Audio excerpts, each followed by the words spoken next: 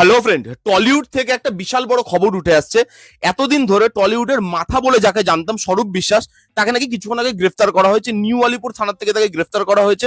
এখন তিনি নিউ আলিপুর থানাতেই আছেন, কিন্তু নিউ আলিপুর থানায় এত লোক জমা হয়ে গেছে, সবাই চোর চোর বলে স্লোগান দিচ্ছিল। তো নিউ আলিপুর থানা বলেছে যে সেফটি ইস্যু হয়ে যেতে পারে, তো আমরা তাকে এখানে রাখবো না, রাত্রেবেলায় তাকে লালবাজারে শিফট করা হবে। বিকজ এত লোক চলে এসেছে, যখন তখন যা খুশি হয়ে যেতে পারে, তো তারা রিস্ক নিতে চাইছে না। লালবাজারে তাকে পাঠানো হবে কিছুক্ষণের মধ্যে, সেটাই খবর পাওয়া যাচ্ছে। এবং তাকে যেই কারণে গ্রেফতার করা হয়েছে, অনেকগুলো কারণ আছে, তার মধ্যে মেন তিনটে কারণ। সেটা হচ্ছে, একটা হচ্ছে তোলাবাজি, দ্বিতীয় হচ্ছে অর্থ নিয়ে 9-6, আর 3 নম্বর হচ্ছে শ্লীলতাহানি। একটা মেয়ে যে টলিউডেই কাজ করে, সে কমপ্লেনটা করেছে, এফআইআর লিখেছে, এবং সেই এফআইআর এর ভিত্তিতেই তাকে গ্রেফতার করা হয়েছে আজকে কিছুক্ষণ আগে। এবার দেখা যাক ভবিষ্যতে কি হয় তার সঙ্গে। তিনি যে কাজগুলো করেছেন সেগুলো আসলেই করেছেন কিনা, কোনো প্রমাণ পাওয়া যায় কিনা, সেটা তো সময় বলবে। এবং কিছুক্ষণ আগে যেটা দেখছিলাম আমরা, যে পাপি অধিকারী তিনি ইন্টারভিউ দিচ্ছিলেন, মানে যে দলটা এখন টলিউডের মাথা, তো তারা ইন্টারভিউ দিচ্ছিলেন, বলছে যে আমরা চেষ্টা করছি টলিউডকে একটা আলাদা লেভেলে নিয়ে যাওয়ার, হলিউড লেভেলে নিয়ে যাওয়ার।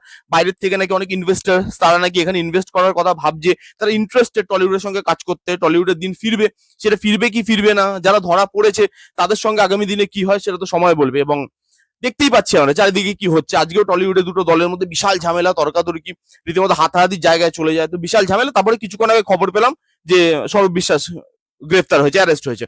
তো দেখা যাক ভবিষ্যতে কি হয়, সেটা তো সময় বলবে। এই খবরটাই পেলাম, তো সেটাই আপনাদেরকে জানালাম। কারা কারা জানতেন এই খবরটা, যারা জানতেন না তারা তো জেনে গেলেন। আর এই বিষয়ে আপনাদের কি মতামত কমেন্ট করে জানাতে ভুলবেন না।